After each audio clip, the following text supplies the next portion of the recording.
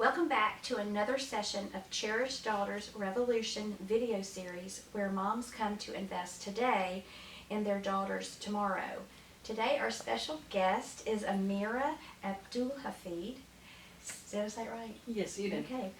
She serves as the program coordinator for suicide prevention with GUIDE. She started with them in June of 2019. She currently is working to increase awareness and resources for suicide prevention, including evidence-based suicide prevention trainings such as QPR, which is Question, Persuade, Refer, and Youth Mental Health First Aid. Amira is an Atlanta native, and she received her Bachelor of Arts in Spanish and Creative with a creative writing minor at Georgia College State University, and she has been in the Peace Corps, and she did internship at Aid Atlanta, where she assisted in educating the community regarding their sexual health. Amira is passionate about building relationships and sharing knowledge and education to create a healthier community. And in her free time, she enjoys being around her fur babies with a good book and game nights with friends. And she's always planning for a next adventurous travel. Yes. So, Amira, can you tell us a little bit about GUIDE and what your organization does? Sure, I'd be glad to. So GUIDE is a nonprofit. We're based in Lawrenceville, Gwinnett County.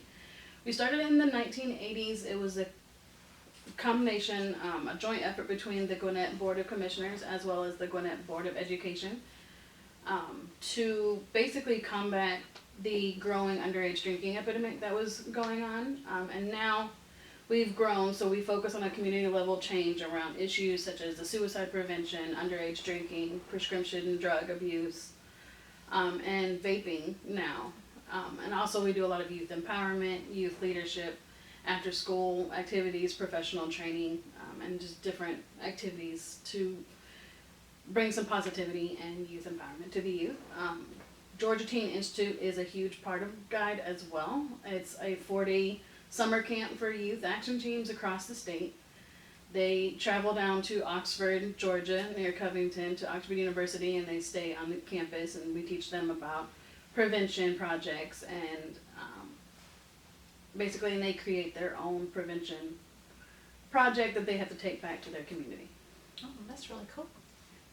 Well, recently you told me that you get some of your data from the Georgia Student Health Survey for Gwinnett County Schools, and we reviewed the latest data from 2018. Mm-hmm. And one of the statistics was alarming that over 44% of high school students and over 49% of middle school students said that they felt sad or withdrawn in the last 30 days. Now that we're in 2020 with COVID-19, are you seeing trends that this is getting better or worse? So the recent data that we have from the same Georgia Student Health Survey is from 2020. However, it was probably taken by the students pre-pandemic, so it's not the most current. We won't have that information until probably next year or the year after that. But the most recent research that we have according to the survey is that it is increasing. So about 54% of middle school students and 47% of high school students have reported the same, feeling sad, withdrawn, depressed. We have to keep in mind that the number of students in total have changed over the years, so that's going to affect the percentages as well. Mm-hmm. And there could be life events or current events or stuff going on that could influence their decision or their answer at the time. But it is on the trend increasing, unfortunately. Yeah. So what are some of the clues and warning signs of teens thinking about suicide? So there's a lot, quite a few, including talking about killing themselves, researching methods on how. Unfortunately, you can find everything online these days. So increased use of substance abuse, alcohol, or drug abuse, withdrawing from activities with friends and family. As teens grow, of course, it's normal for them to want to change activities. When they were doing maybe Little League baseball when they were young and they change to soccer when they get older, that's normal. But what we need to look out for is if they're just dropping activities and not replacing it with something else that they're interested in, and completely withdrawing from family and friends and what they used to enjoy. Giving away prized possessions is another big clue. If a teen or a youth or anybody has maybe a prized guitar or stereo or anything, people don't have stereos anymore, but you get the idea. Right. And they love it and it's cherished, but then they suddenly give it away. And that's a clue to look out for. And then just, teens are going to have their typical mood changes, but if they seem more aggressive, more depressed, that's something to keep in mind as well. Okay. I didn't know about the giving things away. That's quite interesting. Yeah. I've always said if I'm giving away my animal, someone needs to check on me because, Yeah. Well, what percentage of high school students in Gwinnett County attempt suicide? So recently, again from the 2020 survey, it's about 6%, which is a slight increase from the last year. It was about 5% in 2019, so it has slightly increased. This is self-reported data. We don't know if it could be more. Suicide can be underreported as well. So, but right now, currently, it stands at 6% for high school. Yeah. So when you think of how many students are in Gwinnett County, that's a lot. That's a lot of students. You got to keep in mind the Numbers are- population, exactly. Right.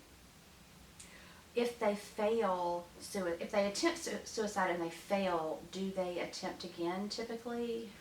They're at much higher risk. We don't have data on that, unfortunately, or at least I didn't find any within this student population, but we do know they're much higher at risk of attempting again if, I don't want to say fail because terminology, there's some stigma there, but Right. if they don't complete the act. Mm-hmm. The first. Okay. What are the youngest suicide victims in Gwinnett County? So we use the Georgia Department of Public Health's online analytical statistical information system, OASIS, so if I refer to it as OASIS, that's it. But according to the reports for 2019, that was the most recent data that they have, the youngest recorded was anywhere between the age range of 10 to 14. Oh, wow. So you can see, we've seen cases of 10-year-olds. I've heard of a case near where I live in Peachtree Corners of an 11-year-old who hung himself. So, and we've heard of cases younger than that as well, but the reported is between the ages of 10 to 14. Okay. What are the top reasons sorry about that. What are the top reasons teens commit suicide? So the top three that we have seen, again, according to the Student Health Survey, is peer victimization, so bullying. It could be cyberbullying or in person. There's stressors from family and school as well. So the three top reasons would be the peer victimization, stressors from family, and school. Okay. What is it about mental health that we as parents are missing? Like when we don't see that there's, like, what are we missing when our kids are dealing with mental health? I wouldn't say exactly it's parents, maybe just society in general. Okay. I don't ever want to critique a parent because everyone's doing the best that they can. But just the stigma about asking for help is the biggest thing. There's just stigma around mental health, around mental wellness, about asking for help, and we need to, as a society, we need to normalize it. We need to make it okay to check in. And there's ways. It can start when a child is young. There's activities you can do as a family, such as self-care activities, wellness, even nutrition, and then having like a family, roundup or meeting and talking about your feelings, and just as a family make it normal to check in. Mm-hmm. Then the child is going to grow up in that environment and know that it's okay to ask for help, because really they take in what their environment is, and that will help them as they grow up. It'll build the resiliency that they need to say, okay, I need help, and it's okay. Okay. What are some signs that your child's being bullied? So there can be a lot. Unexplained injuries, loss of property, just lost or destroyed books, clothing, any kind of property right there. Frequent headaches or stomach aches can be, because that can be a sign of anxiety in youth. Feeling sick or faking illness to try to not go to school. There's changes in eating habits, difficulty sleeping, nightmares, the grades will start going down. Loss of interest in school. There's a lot of different ones. Feelings of helplessness or decreased self-esteem for one, self-destructive behavior such as self-harm, or even thoughts of suicide. The whole complete list, and of course it's not exhaustive, it depends on the individual, of course, but stopbullying.gov is a good resource for anybody who wants to look into symptoms and warning signs of bullying and what you can do. Okay, great.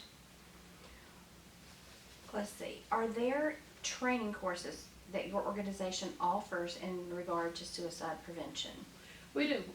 Myself, as well as my Associate Executive Director, Michael Davis, we're trained to do QPR, which is question, persuade, refer. It's a 1 hour, we do 1 hour and 45 minutes to be able to cover everything and give practical practice in asking the question, but it's a training that guides you into 3 steps of saving a life. So questioning the person. We always want to say it's okay to just ask the question. That's another stigma. It's uncomfortable for us to ask, are you thinking about killing yourself?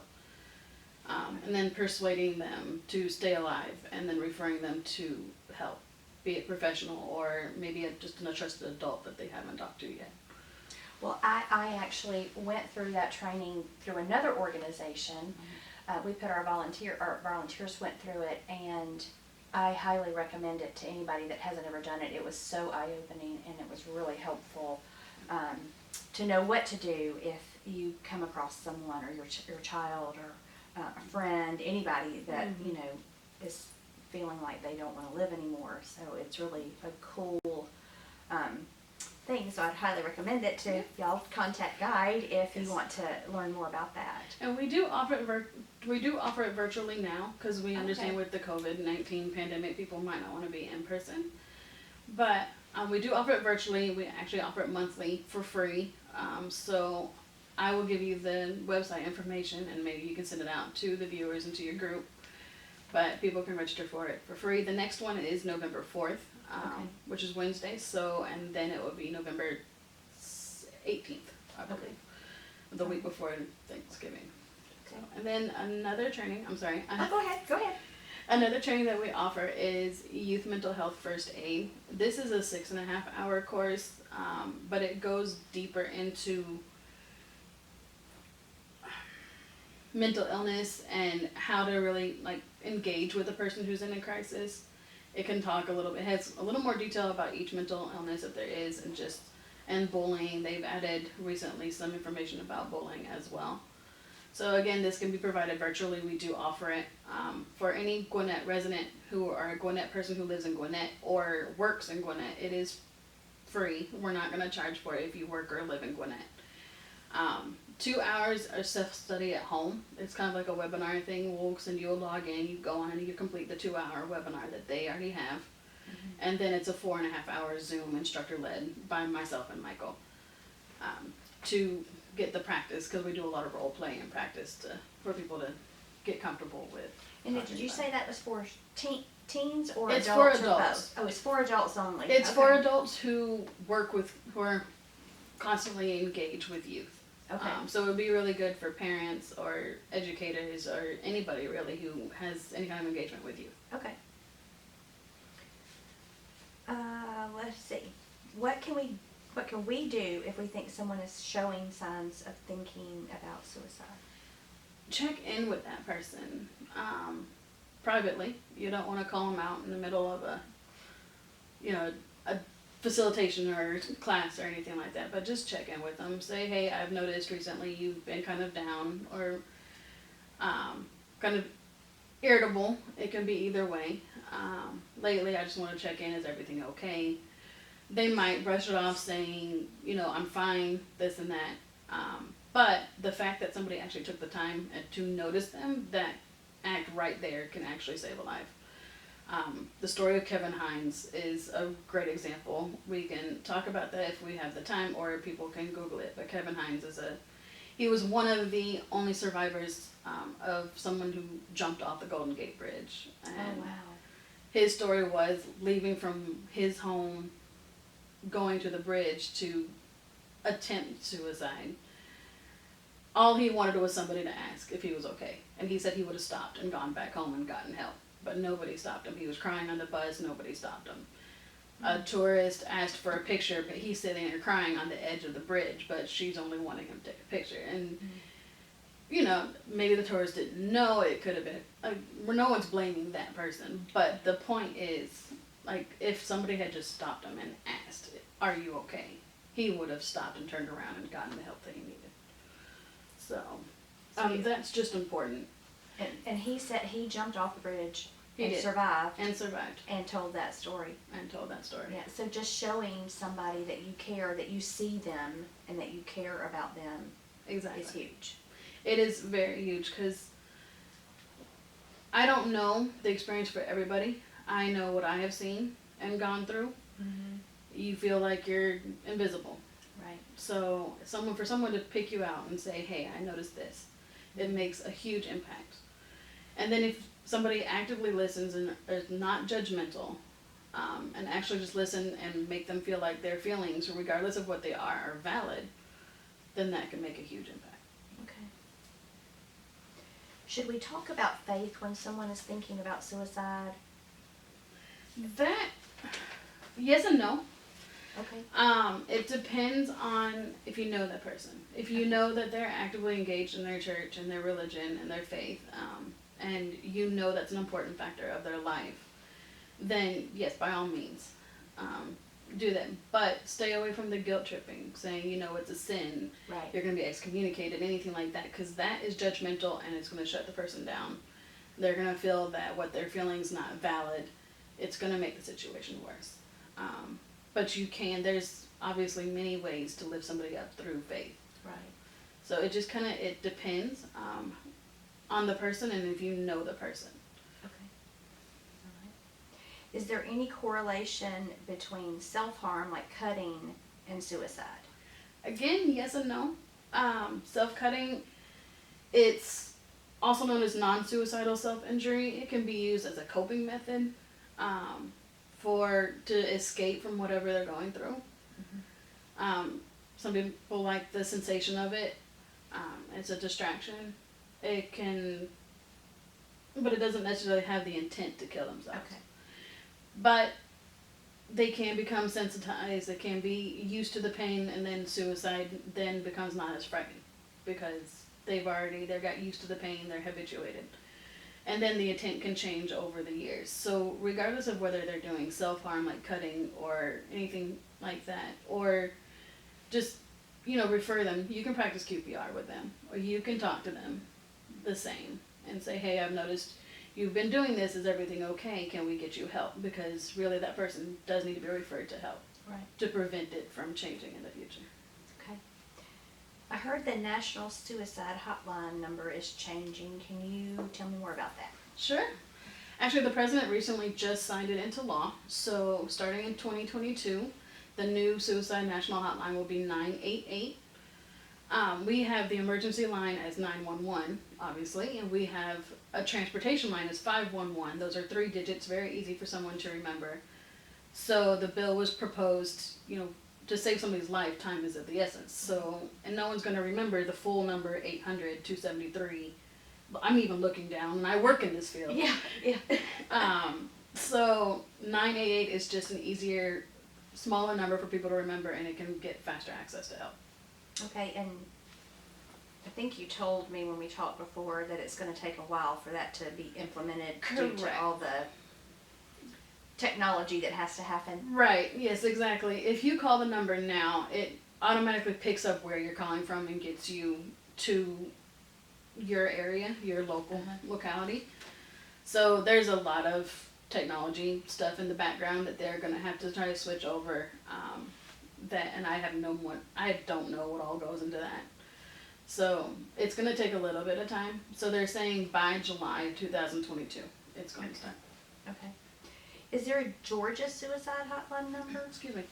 There is. We have the Georgia Access and Crisis Line, also known as GCAL. That number is not going to change with the national. I can write it down. It's 1-800-715-4225. However, the easiest way to access it is through an app on your phone. So whether you have an Apple or whether you have an Android, you can download the app for free. Also, it does offer chat services as well as text services, because nowadays people like to text more than they do like to call. So you can easily text with a counselor or chat with them that way, and they can give you references and where you are or whatever the help you need. Their services are completely free. If it's a dire emergency, they have mobile units that they will send out to you. And also, if you think somebody's overdosing from a substance, they'll send out the mobile unit for that, and it's completely free, so no one has to, and it's anonymous, unless it's like a crisis, then they will reach out and call 911 or get send the mobile unit, of course. But it's a very nice resource that Georgia has that, and it's on app, which makes it really easy. Everyone has their phone on them, so it's really easy to access. So you're saying that a teenager that is thinking about suicide or really depressed and thinking about taking their life, then they can text somebody with the Georgia crisis. It's an app that you have on your phone. They can just open it up and chat. Really, there might be a waiting period because, right, especially with the pandemic, they have seen an increase in calls and people reaching out. But somebody will be with you, and they're going to spend 100% of their time once they do get to you. That is very cool. Okay, parents typically know their teen the best, and for the teens that have attempted suicide, did their parents realize afterwards that there were signs that they missed? They could have. Again, I'm not a parent, so I can't speak from that field. But they could have. I have heard of cases like Kevin Hines, for example. His parents, his dad did say he noticed something and was trying to get him to go to work the day that he attempted. And parents, we have a lot of families where both of them work, or there's a single parent household. So it's hard because you're trying to make a good life for your child, but things can be missed, right? There are parents that might be in denial if they miss the signs. So, but typically a person who's suffering from suicidal thoughts and who is thinking about attempting suicide, typically they do show some kind of sign, be it nonverbal or verbal, about a week preceding the event. Okay. So. All right. Okay, what about demographics? Do they come into play with the data? They do. Overall in Georgia, more males have died by suicide. However, more females have attempted. Interesting. So, and then whites, Caucasians usually have a higher suicide rate, followed by Hispanics, and then African Americans. However, there's a most recent study that came out called Ring the Alarm, states that the suicide rate among black youth have been found to be increasing faster than any other demographic group. So between the years of 1991 and 2017, the suicide attempts increased by 73%, just among black females and male youth. That's a lot. 73? 73%. So, and it's definitely, demographics do play. And then of course you have the LGBTQ community, the rates are higher in that community as well. So, yeah. So in the I never say this right, LGBT community, do you think it's that is it probably based on not being accepted, or? Yeah. It's not because of their identity, it's because of the stigma surrounding the identity. Okay. Essentially. So, Okay. And the way they're treated. The way they're treated, not being accepted, that sort of thing. That can put a lot of pressure on somebody and just really wear them down over time. Okay, well, I really appreciate you coming today. Those are all the questions I have for you, and we will definitely put out some resources for everyone so that you will have the Georgia GCAL number. Correct. And we will have the National Suicide Hotline number out there for y'all. And the resources that you can get with Guides Incorporated. Correct. So I'll give you the, sorry, I'm I'll listening. give you the website because we do have a downloadable brochure that has all of the information that I went over today with GCAL, with some other hotline numbers, and warning signs and stuff. So I'll make sure to give you that to pass out. Okay. Thank you very much, Amira. Thank you. Did you enjoy that episode? Well, it's not over yet. We want to keep this discussion going. Hop over to the Cherished Daughters Revolution Facebook group and leave a comment now. If this content is engaging, helpful, and empowering, please subscribe and share with your friends. Let's be real, parenting teens can be hard, but you are who God chose to guide her to adulthood. Keep going, Mom. You have everything she needs. God's equipped you for this, and we're here to help supplement. Thank you so much for watching. See you in the next episode.